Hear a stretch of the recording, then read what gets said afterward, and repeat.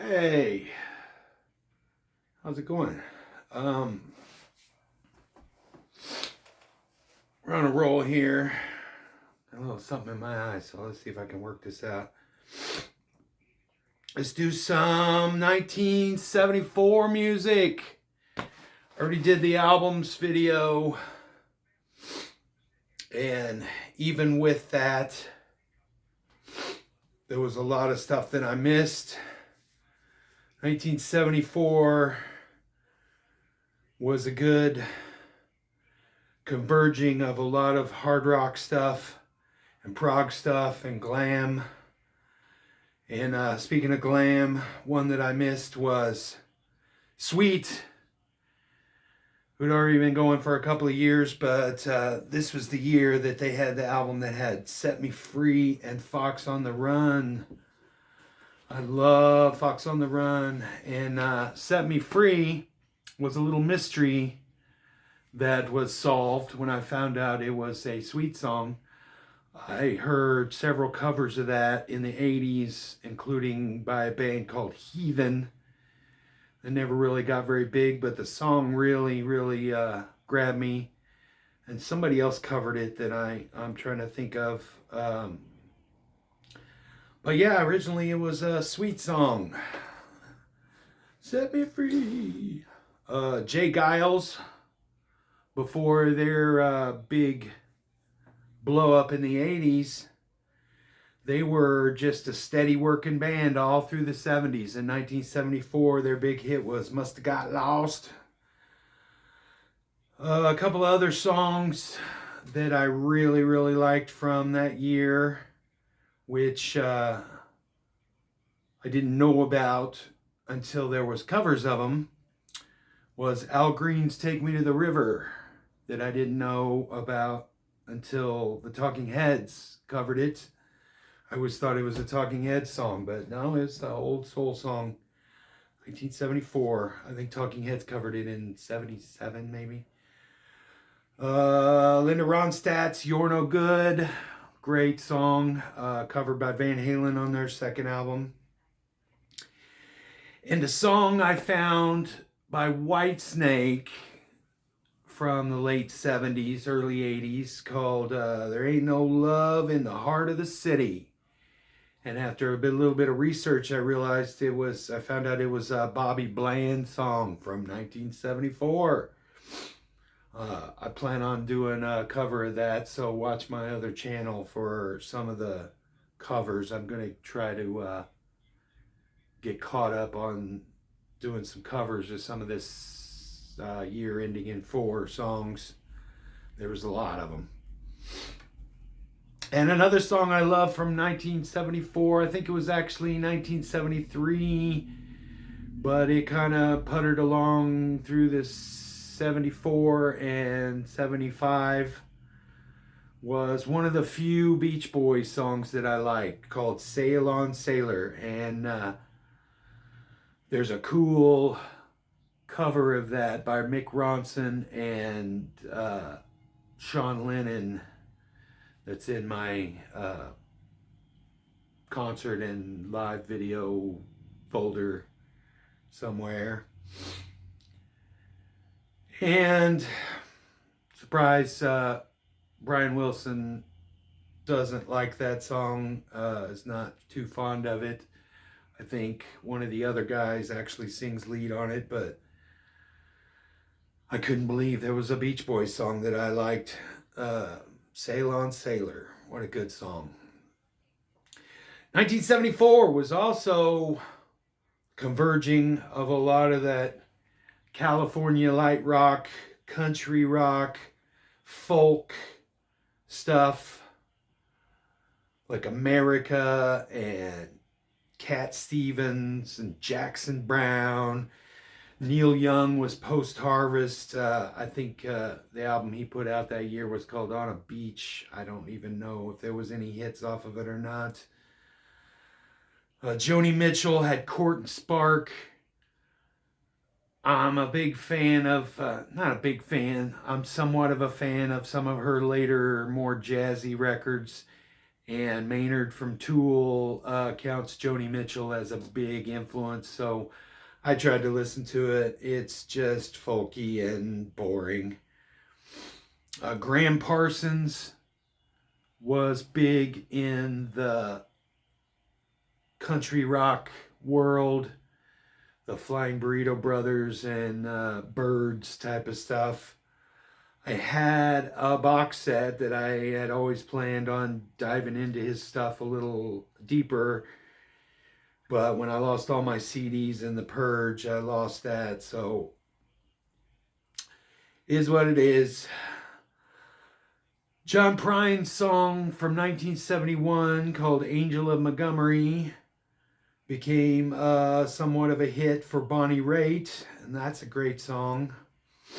Dolly Parton had her two career-defining songs from the 70s anyway. Obviously, she did stuff later on that people know, like 95 and 9 to 5 and whatever, but Jolene and I Will Always Love You, which I don't think was a big hit when she did it. It was not a groundbreaking song until Whitney Houston covered it. I obviously love that version of it too, but Leonard Cohen's song Chelsea Hotel No.1 I was not aware of until I heard Tal Wilkenfeld cover it. A lot of that Leonard Cohen stuff is getting on my radar. That's a great song. I plan on covering that one soon. 1974 was also a big pre-disco, light R&B type of vibe in certain circles, and a lot of what I call the lame white guy music. Stuff like Barry Manilow's Mandy, and hard rock band Grand Funk did Some Kind of Wonderful that I can't imagine a lot of the fans of hard rock and Grand Funk really took to that song. But in the years to come, that became kind of a bar standard, like every other band played that all through the 70s and 80s, and probably later. Every once in a while you'll still see a bunch of old fogies doing bar band stuff and they'll play that song. I don't hate it as much as I used to, but I could take it or leave it. Hall & Oates' debut was in 1974, though I didn't really see any hits. I don't think they really had any hits until next year, 2 years. I think Sarah Smile was 76, maybe, but not Elton John. Billy Joel's Piano Man came out in 73, but it was still chugging along. Oh, how I hate that song. It's got that 1 2 3 1 2 3, that swaying. Oh, and there's so many things. Oh, I hate it. For a song called Piano Man, that harmonica player just will not shut up. There's so many things I do not like about that song. Moving on, more lame white guy stuff. You had Pilot's Magic, which most people nowadays know it as the Ozempic song. It's magic. Ozempic. Ace, how long? I think I misrepresented that song in an earlier video. I thought it was somebody else. I'm wrong sometimes. It happens. You had the Carpenters with the cover of the Please Mr. Postman. You had Steelers Wheel, Stuck in the Middle with You. Oh, I used to hate that song, and I would have lost a bet back in the day that was Bob Dylan. I don't mind it now as much. It still annoys me a little bit, but I don't hate it as much as I used to despise that song. Some of the songs that were number one in 1974 but didn't actually make the year-end Hot 100 were like Cats in the Cradle. That's another one of the folky / lame white guy songs. Barry White's Can't Get Enough of Your Love, Baby. I didn't realize that was that early. Was a number one. Kung Fu Fighting. It's like Carl Lewis. I almost said Carl Weathers, but he's the actor. I can't remember. Kung Fu Fighting. I was really surprised that that wasn't in the top 100 also. That song just became ubiquitous. It's always the song that they play in a comedy when the person that doesn't know how to fight all of a sudden gets all gung-ho. I could do without it. Stevie Wonder had a hit called You Haven't Done Nothing. Kind of a protest song against Richard Nixon. I'd never heard of it. BTO's You Ain't Seen Nothing Yet. Baby. Big song, number one song. John Lennon had a number one with Whatever Gets You Through the Night. And fun fact, Elton John plays piano and background vocals on it. As a favor to John Lennon, and he said if that song went to number one, that John Lennon would come and play it with him live. And it did, and so he did. And he played Whatever Gets You Through the Night with Elton John at Madison Square Garden in 1974, and it was his last live performance. So there you go, some trivia for you. And thank God there was people like Elton John and Paul McCartney kicking out hits, because most of the rest of the stuff is just crap. Chicago had multiple multiple songs on the Hot 100 that are all forgettable. Three Dog Night had several songs on the Hot 100 that are not any of the songs that I know. Three Dog Night, and they had a lot of hits. And there was even some that I didn't recognize the names of. Gladys Knight and the Pips, Helen Reddy, the Osmonds had multiple songs on the Hot 100. Anne Murray had several. Olivia Newton-John, who I like her as a person and as an artist, but the stuff she was having hits with in 1974, they kind of called her country, I think, but most of the songs she had big hits with were not country, because I listened to them because I generally like her, but not any of these songs. They were just lame and boring.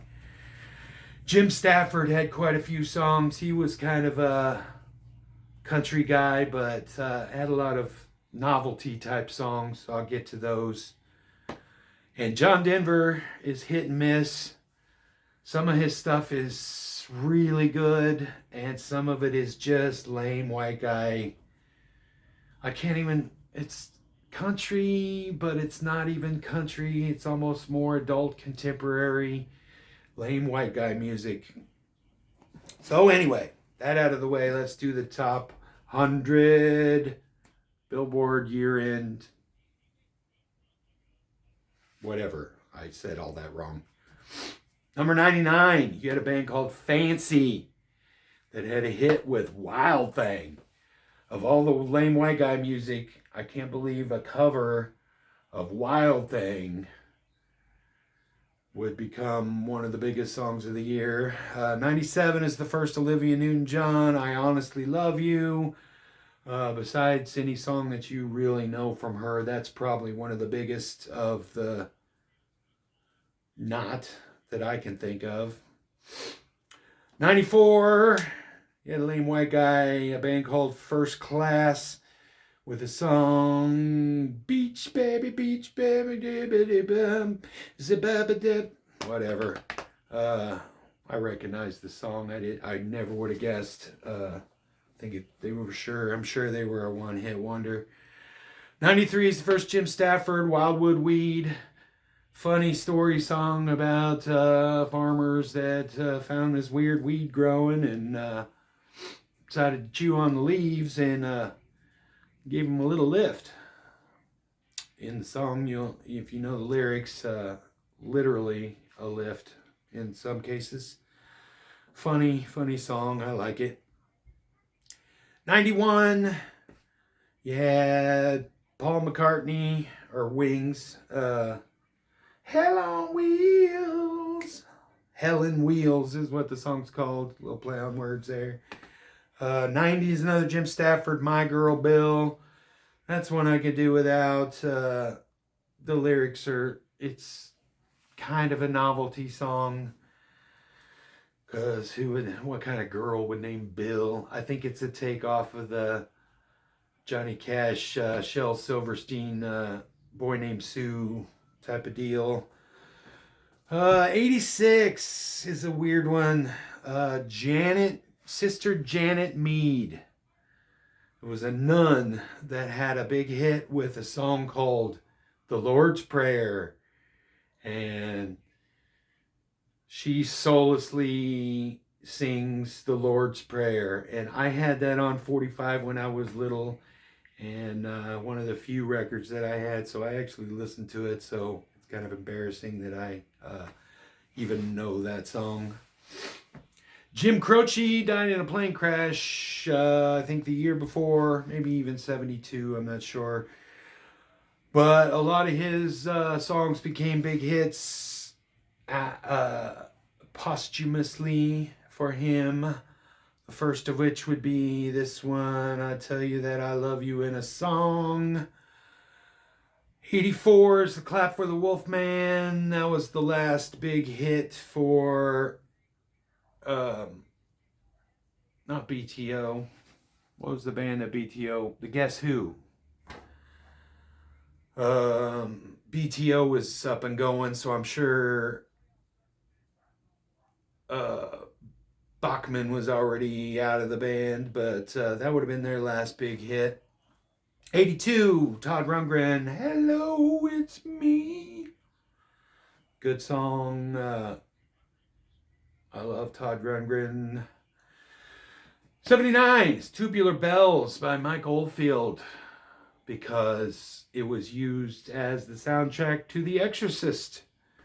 That whole record is just basically a symphonic piece. And he plays like 34 instruments on it, and it's just a masterpiece. I don't really like that it's tied to The Exorcist, but it gave it the boost it needed to become mainstream, or else a record like that never would have had a chance of being mainstream. 78 is Elton John, Don't Let the Sun Go Down on Me. 77, Paul McCartney, Jet. Kind of a rockin' song. I always liked it. 76 is Eric Clapton's cover of I Shot the Sheriff. Really bringing Bob Marley into the zeitgeist a little bit. Coincidentally, the same year that Bob Marley had Natty Dread, his probably biggest and most successful record. 75 is the OJ's, The Love Money. I would have swore that was a 60s song, but there it is. I love that song. I think I mostly love that song because the Bullet Boys covered it in the 80s. I wouldn't have had an ear for any of that Motown type soul R&B stuff, but I love it. 72, Elton John, Goodbye Yellow Brick Road. This is from the album before the one that he did in 74, but hung around, ended up making the top 100 in 1974. 64 is Golden Earrings, Radar Love. Number one song for them. What am I trying to say? One hit wonder until the 80s when they had Twilight Zone, making them two hit wonder. And it's one of the few times that two hit wonder is spaced out that long, almost eight years maybe between hits there. 63, BTO's Taking Care of Business. Another bar band song. I hated that song for years because that was just a go-to bar band song. I could take it or leave it now. 56 is Rufus with Tell Me Something Good. Oh, what a good song. I love that song. Love that song. It's hard to play too. I've tried to cover that song. It's really hard to play. 52.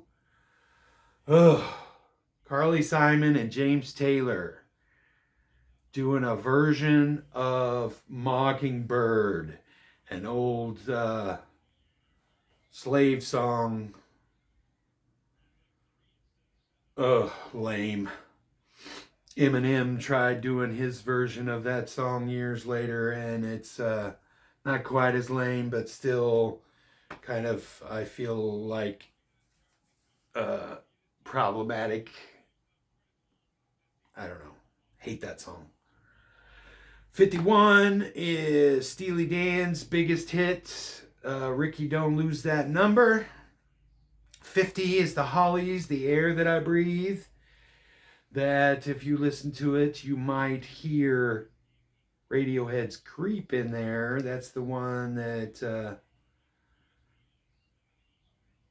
they sued Radiohead for Creep, and Lana Del Rey also did a song with that same chord progression, and I think she got sued by Radiohead. So don't steal chord progressions. Though on the other hand, you can't really copyright a chord progression either. So there's facets of The Air That I Breathe that Radiohead did lift. There's a whole video about it on one of the podcasts that I listened to called One Song, where they wrote the song, they didn't know they did that, and the producer or one of the guys in the band recognized that it was The Air That I Breathe, so Tom York kind of leaned into that a little bit and added some little things that did it as an homage, but ended up being copyright infringement. 49 is the first ABBA hit, Waterloo. Not my favorite ABBA song, but have a pretty hard rocking song actually. I like it. 48 is another soundtrack song. Marvin Hamlish doing Scott Joplin's The Entertainer for the movie The Sting. It was either that year or the year before. I think Marvin Hamlish he's definitely an EGOT winner, but he might have been the first EGOT winner. So I think he won a bunch of Grammys and stuff he might have won an Oscar for that. That might have been Song of the Year at the Oscars. It's hard to say. I know he did a lot of stuff, so I'm just talking out of my butt on that one, but just guessing. 47 is Paper Lace, The Night Chicago Died. Sha-na-na-na-na-na. Oh, more lame white guy music. 45 is Stevie Wonder, Living in the City. Great song. 44 is Brownsville Station, Smoking in the Boys' Room. And obviously that was a big hit for Motley Crue. I thought it was more of an underground song. I had no idea it got that big. 44 biggest song that year. 43 is the Hughes Corporation. Oh, rock the boat, baby. One of a few rock songs with rock in the title this year that absolutely do not rock. Good song, but it doesn't rock. 40 is Steve Miller's The Joker. Another bar band song. I don't hear it near as much lately. I hear it more in Weezer's Beverly Hills than anything. It's kind of the same song. 38's the other rock song, Rock Your Baby, George McRae. And interesting fact, it's one of the earliest examples of a drum machine on a hit song. Usually you would use drum machines when, they were around, but you would use them to write songs. But then when you went in the studio, you would just actually have a real drummer play the parts. But this case, the drum machine made it to the hit song. 37, hit by the fifth Beatle, Billy Preston. Nothing from nothing leaves nothing. You gotta have something. Kind of a New Orleans jazz type of song. Fun song. 35 is Roberta Flack, Feel Like Making Love. Not the Bad Company song, which would come out a couple years later. 33 is Cher with Dark Lady. I think this is her first hit after divorcing Sonny. 32 is the next Olivia Newton-John, If You Love Me. I wasn't aware of that song. 31 is Ringo Starr, You're 16. You're beautiful. It's a cover of a song from the 50s, I think, but little problematic. 16. 29 would be our last rock song that doesn't rock. Rock Me Gently by Andy Kim. And I didn't think I recognized it until I listened to it, and I remember it. 27 is the only Gordon Lightfoot song that I can stand that I know of. He's kind of a lame white guy. I would never deep dive on Gordon Lightfoot, mainly on the premise of the fucking Edmund Fitzgerald song. Ugh, fuck that song. But 27 is Sundown, you better take it, I like that song. It's good.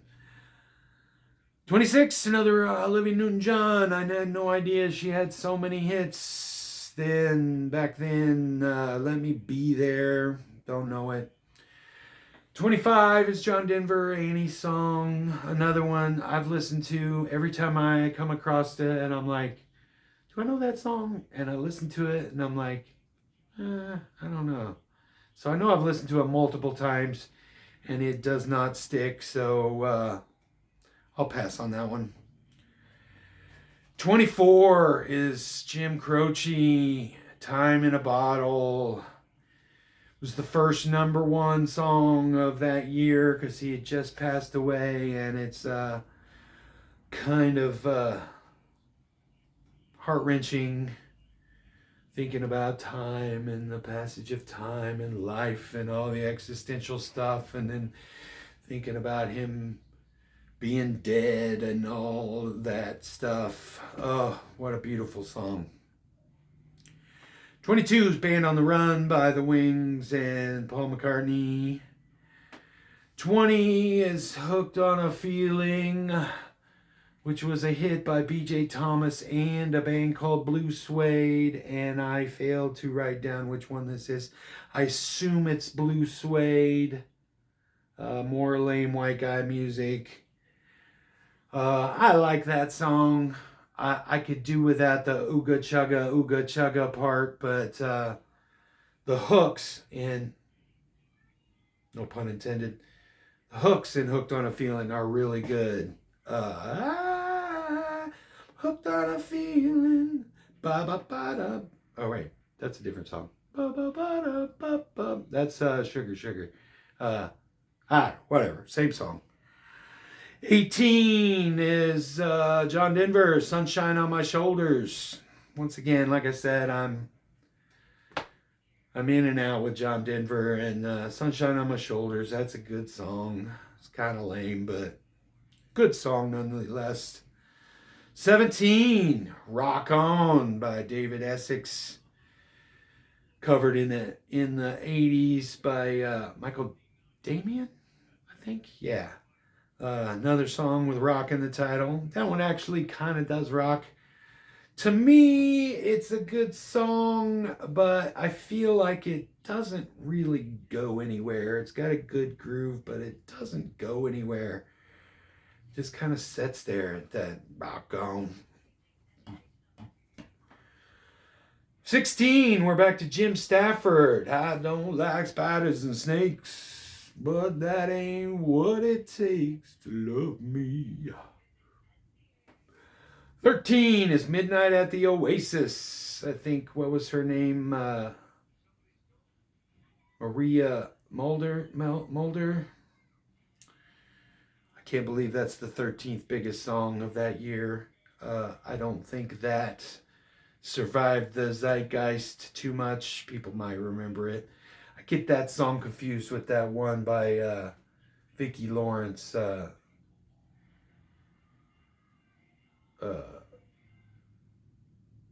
What was her big song? She only had one.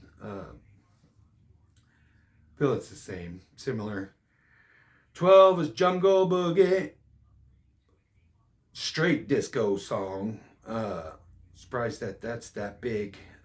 Ushering in a lot of the disco that's going to come in the next couple of years. Number 9 is Benny and the Jets. Probably my second least favorite Elton John song besides Crocodile Rock. Oh, I hate that one because it's that old 50s rock style. But Benny and the Jets is okay, I guess. Just is overplayed. Number 8 is Ray Stevens, The Streak. Fuck that guy and fuck that song. Novelty song, because I don't know if the song came first or if people actually streaking. There was actually a streaker at the Oscars that year while David Niven was presenting an award. And I think at a lot of the sports events and stuff at that time. 70s were weird. 6 is The Locomotion. Another pop song by Grand Funk. And true hard rock fans of Grand Funk had to just be shitting themselves about them covering Locomotion. It was an old song from the 60s, I think. Little Eva. That's what my brain pulls up. Little Eva. But it's all right. Whatever. Just a pop song. Kylie Minogue covered it in the 80s again, so could be considered a standard, I guess. I don't really hear it as much anymore. Number 5 is the Jacksons with Dancing Machine. You can tell they're starting to get on the disco machine, get disco bandwagon. Number 4 is Redbones, Come and Get Your Love. And had a big resurgence because of the Guardians of the Galaxy soundtrack.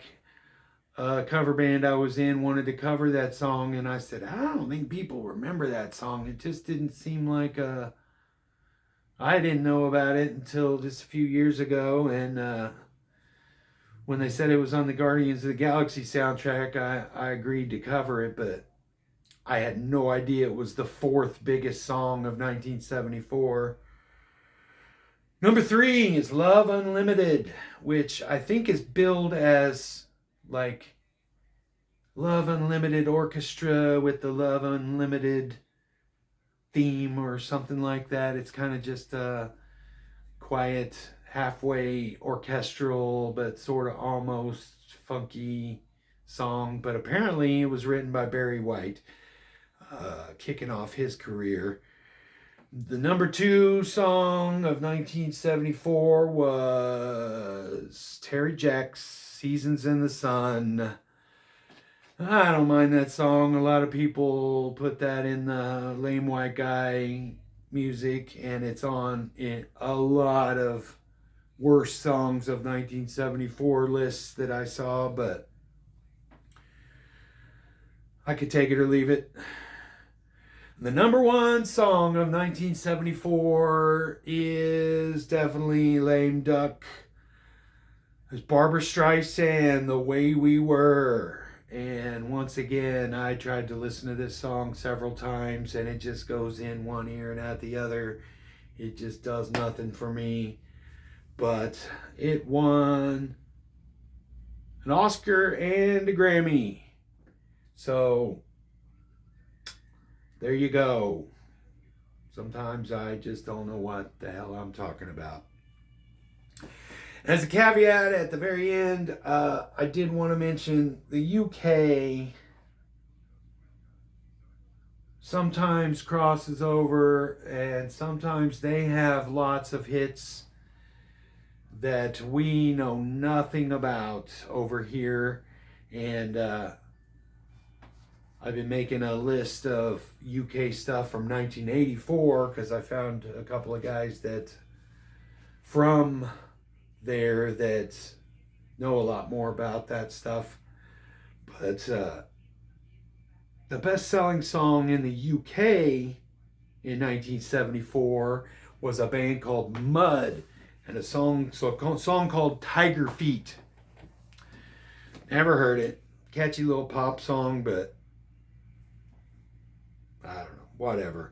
Another guy that was big is a guy called Alvin Stardust. Sounds totally made up. That sounds like a character from a movie. And he was kind of this